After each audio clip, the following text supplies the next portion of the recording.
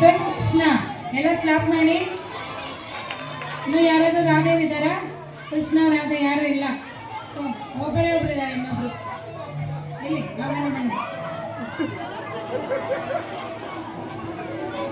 ಕೃಷ್ಣ ಅಳ್ತಾ ಇದಾರಲ್ಲಿ.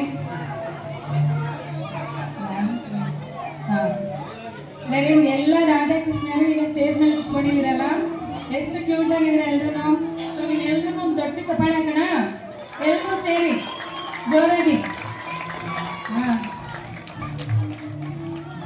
ಒಂದು ಶ್ಲೋಕ ಹೇಳೋಣ ಕೃಷ್ಣಂದು.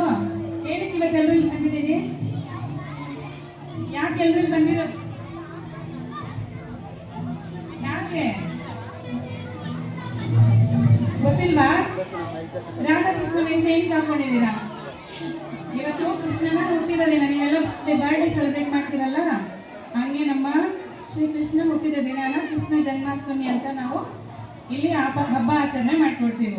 ಸೊ ಕೃಷ್ಣ ರಾಧೆಯನ್ನ ನಿಮ್ಮ ಸಣ್ಣ ಸಣ್ಣ ಮಕ್ಕಳಲ್ಲಿ ನಾವು ನೋಡಿ ಸಂತೋಷ ಪಡ್ತೀವಿ.